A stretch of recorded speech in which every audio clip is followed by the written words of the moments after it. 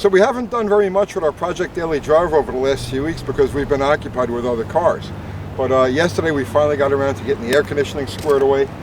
That was fun, you know, chasing leak after leak after leak, and then once we had it charged, we found that the expansion valve was stuck. So we changed that. Now we got nice cold air conditioning. Motor runs great.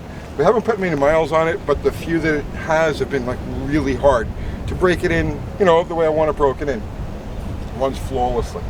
So now we're going to talk about one of the main features of this build. We needed something that was going to operate daily traffic and regular unleaded gas, you know, 87 octane, you know, ethanol gas, and get good gas mileage. That's one of the, you know, it's one of the key things with this, because, you know, classic cars like this have a reputation for getting like no gas mileage. Oh, it's going to get like 8 miles to the gallon. No, we're shooting for like an average of around 20, 21, 22. And one of the ways we're going to get it is something that's like been lost to time, right? So, for you youngsters out there, this is a vacuum gauge. Now, there was a time that every mechanic, this was the diagnostic tool. You know, today you've got every type of plug-in under the sun and laptops and the whole 10 yards. Well, for like the first 75, 80 years of the internal combustion engine, this was the diagnostic tool. This thing told you pretty much everything you needed to know. And this one is still, you can get one of these through Lyle. They're still available. And actually, if you have a boost gauge, you know, that shows vacuum and boost, well, it's pretty much the same way. They just written out a little bit differently. So on this one here, you could see it's vacuum on one side and it's pressure on the other. This side over here is used to test your fuel pump, mechanical fuel pumps, which only generally run between like 4 and 6 pounds of pressure. So that's what this scale on this particular gauge is intended for. And then this is vacuum. So let's put all the little pieces together. One of the reasons that we went with the long stroke 360 and the small port 318 heads and an even smaller port SP2P intake manifold was to give torque, make low-end torque. And this thing actually has like 2 torque peaks. Obviously it hasn't been on a dyno or anything like that, but you can tell by the seat of my pants. It's got 2 pretty distinct torque peaks. One at around 2,000 RPM, which is bang on where we needed it, and one at about 4,500 RPM. So it's like, it's not linear, it's got like a thing to it, right? And I want to say that, oh yeah, you know, I calculated that all out and that's how it, no, it's just a happy accident. You know, I was just looking for generic low-end torque and it just happened to work out that it's perfect, right? It puts the power exactly where we need it. Now you also have to understand something about carburetors. Carburetor it's basically a vacuum computer. And the fuel enrichment circuits, like for instance, the metering rods on these Edelbrock Carter style carburetors, or the power valves on a Holley style carburetor, are all actuated by vacuum. So when you give it gas, now we're talking manifold vacuum, I'm talking ported vacuum, we're talking about manifold vacuum. When you give it gas, the vacuum falls off. So this one here idles at about 20 inches of mercury. As soon as you give it gas, it'll drop down to 16, 15, 14, it depends how much you give it. If you flat-foot it, it'll drop down to 0.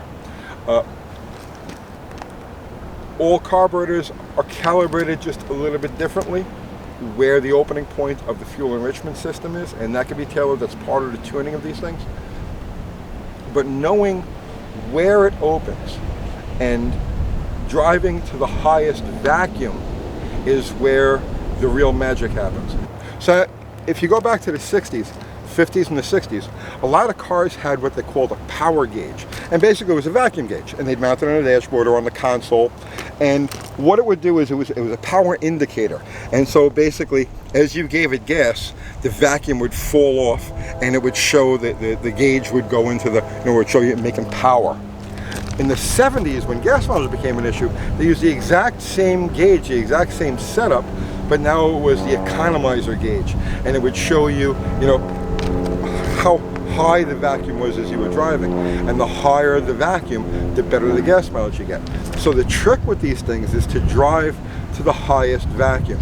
Now, I used to put vacuum gauges in all my daily driver cars, but that was like eons ago, and I became so used to driving like I have an egg between my foot and the gas pedal. Like I instinctively know how to drive to keep it in the highest vacuum. But if you don't, it might be a good idea to actually get one of these things mounted in the car and just keep an eye on it as you drive. So I'll show you what I'm talking about. Let's hook this thing up and we'll go for a ride and we'll watch the gauge and we'll talk about that concept of driving to the highest vacuum.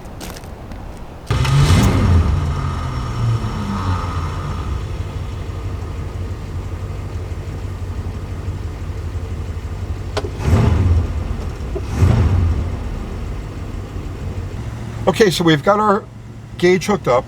You can see it's idling right now in neutral, just over 20 inches of vacuum, which is a lot.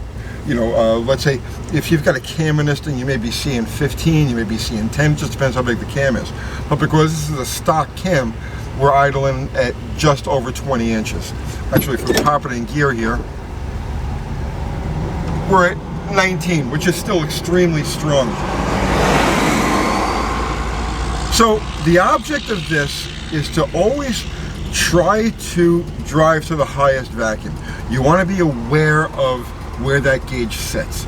So I'm going to show you now. If I pull away easy, now you'll see the gauge dips down. As soon as I open the throttle, the gauge dips down, and when the car catches up to the speed of the engine, and you start to back off on the gas, she'll go back into the green. Now remember, fuel enrichment systems operate off a vacuum. As the vacuum drops, it opens. It'll either raise the on a metering valve carburetor, metering rod carburetor. It will raise the metering rods, or on a power valve, like a Holly, it'll open the power valve. On this carburetor, the way this thing is calibrated, anything under 15 inches of mercury, and it's in the enrichment circuit. Anything above 15 inches of mercury, and you're not, right? So if we were to drive this thing without paying any attention, now watch where we are with the gauge. We're just driving like you would, a typical, let's say, lead foot would drive, and look where our gauge is. Now we're doing approximately the speed limit. Back off now, up high. But look what we're doing. As soon as we give this thing gas, bam, she's back into that zone where it's adding fuel to the mixture. Now, if we start to drive mindful of where the gauge is, so we'll do that now, we accelerate easily. Like I said, we're driving as if there's an egg between our foot and the gas pedal. You can see that we're still maintaining the same speed, but now we're going up a hill. So obviously it's going to take a little more throttle to get up the hill.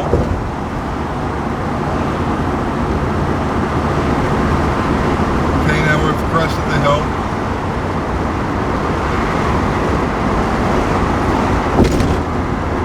Okay, we got a traffic light here, so we're going to coast to a stop.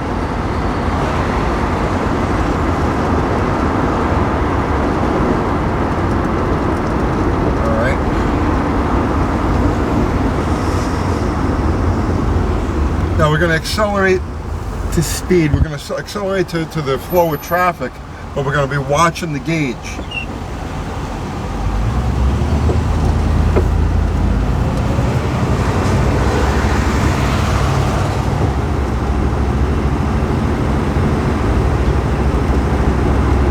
Now we're just in the enrichment circuit now. Okay, now we're out of the enrichment circuit.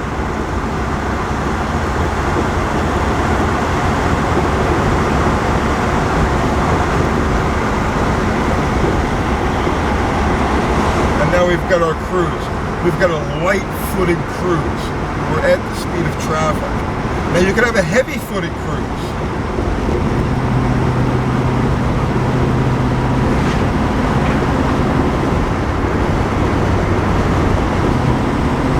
Like this, and you're just burning fuel. You're not changing your relationship to traffic, really. You're just speeding up and slowing down. You're driving with a heavy foot. You're driving with the lighter foot. that high vacuum, and there's your gas mileage. And the difference here in driving technique is, it could be 4 or 5 miles to the gallon. It depends on the calibration, the size of the carburetor, the calibration of the carburetor, and mostly how much bottom end torque the thing makes. An engine that makes a little bottom end torque, let's say it's got a bigger cam, one of them lumpy jobs at low RPM like we're doing right now, like we're running right now, it's not making enough torque to fight the wind, to fight, the road friction, and to maintain the speed of the car. So you'll be giving a bit extra gas, and that gauge is going to be down in the 10 to 5 zone, 10 to 5 inches of mercury zone. Now that's also where you tune, let's say, your power valve. And you know what? We're going to do this whole separate video on how to tune your power valve based on engine vacuum. But there it is. We're driving, like I said, it's like we got an egg between our foot and the gas pedal, and we're keeping this thing out of the enrichment zone. Well, at any rate, that's pretty much it for now. I'm not going to do anything more with fuel mileage on this car. I'm not even going to try to calculate it until after we're done with the rest of the body work, and then we put the car into regular service, and then we'll try to get an average mile per gallon on this thing. With the 318 and a lot less bottom end torque than this thing's got right now, it used to average between 18 and 20.